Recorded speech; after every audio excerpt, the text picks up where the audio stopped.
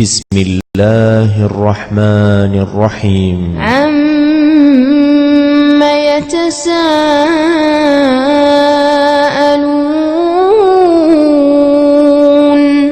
عَنِ النَّبَإِ الْعَظِيمِ الَّذِي هُمْ فِيهِ مُخْتَلِفُونَ كَلَّا سَيَعْلَمُونَ ثُمَّ كَلَّا سَيَعْلَمُونَ أَلَمْ نَجْعَلِ الْأَرْضَ مِهَادًا وَالْجِبَالَ أَوْتَادًا وَخَلَقْنَاكُمْ أَزْوَاجًا وَجَعَلْنَا نَوْمَكُمْ سُبَاتًا وَجَعَلْنَا اللَّيْلَ لِبَاسًا وَجَعَلْنَا النَّهَارَ مَعَاشًا وَبَنَيْنَا فَوْقَكُمْ سَبْعًا شِدَادًا وَجَعَلْنَا سِرَاجًا وَهَّاجًا وَأَنزَلْنَا مِنَ الْمُعْصِرَاتِ مَاءً ثَجَّاجًا لِنُخْرِجَ بِهِ حَبًّا وَنَبَاتًا وَجَنَّاتٍ أَلْفَافًا إِنَّ يَوْمَ الْفَصْلِ كَانَ مِيقَاتًا يَوْمَ يُنفَخُ فِي الصُّورِ فَتَأْتُونَ أَفْوَاجًا وَفُتِحَتِ السَّمَاءُ فَكَانَتْ أَبْوَابًا وَسُيِّرَتِ الْجِبَالُ فَكَانَتْ سَرَابًا إِنَّ جَهَنَّمَ كَانَتْ مِرْصَادًا لِلطَّاغِينَ مَآبًا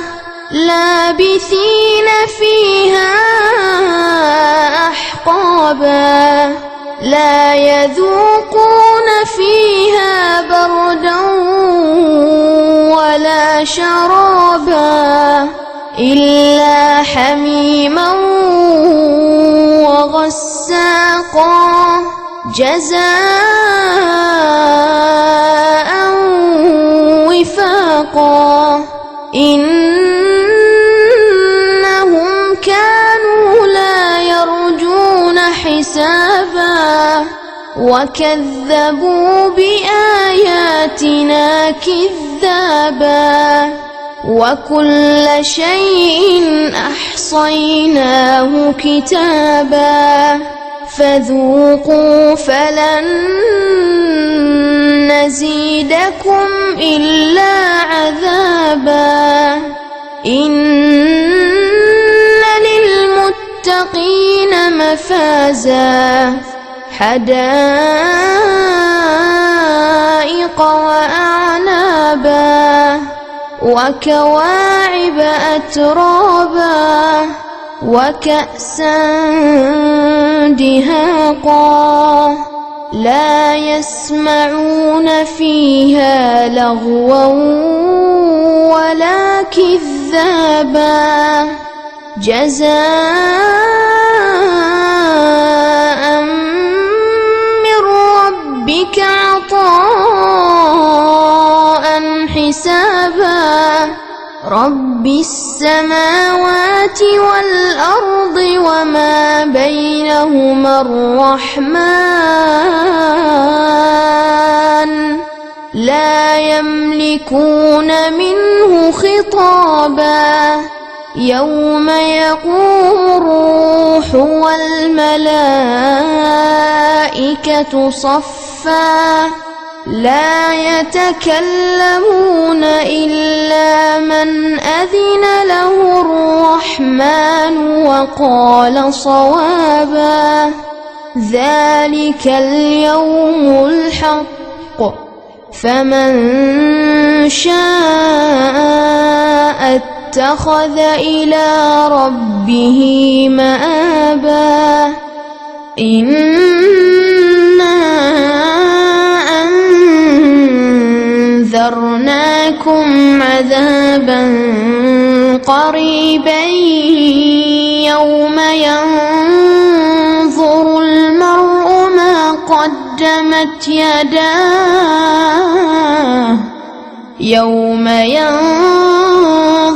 المرء ما قدمت يداه ويقول الكافر يا ليتني كنت ترابا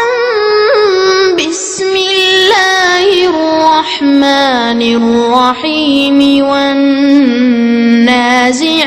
غرقا والناشطات نشطا والسابحات سبحا فالسابقات سبقا فالمدبرات أمرا يوم ترجف الراجفة تتبعها الرادفة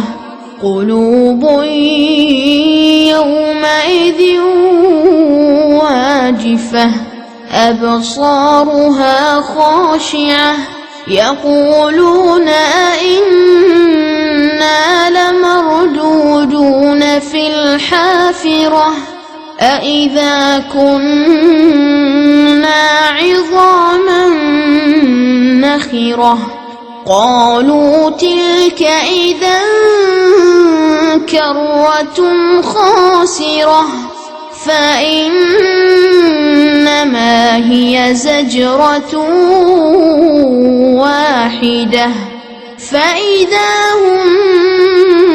بالساهرة هل أتاك حديث موسى إذ ناداه ربه بالواد المقدس طوى اذهب إلى فرعون إنه طغى فقل هل لك إلى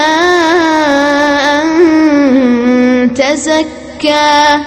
وأهديك إلى ربك فتخشى فأراه الآية الكبرى فكذب وعصى ثم أدبر يسعى فحشر فنادى فقال أنا ربكم الأعلى فأخذه الله نكال الآخرة والأولى إن في ذلك لعبرة لمن يخشى أأنتم أشد خلقا أم السماء بناها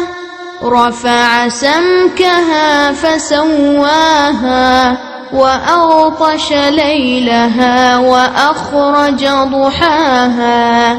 والأرض بعد ذلك دحاها أخرج منها ماءها ومرعاها والجبال أرساها متاعا لكم ولأنعامكم فإذا جاءت الطامة الكبرى يوم يتذكر الإنسان ما سعى وبرزت الجحيم لمن يرى فأما من طغى وآثر الحياة الدنيا فإن الجحيم هي المأوى وأما من خاف مقام ربه ونهى النفس عن الهوى فإن الجنة هي المأوى يسألونك عن الساعة أيان مرساها فيم أنت من ذكراها إلى ربك منتهاها إنما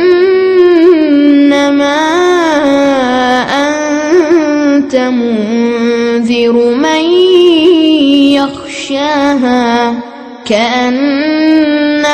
يوم يرونها لم يلبثوا إلا عشية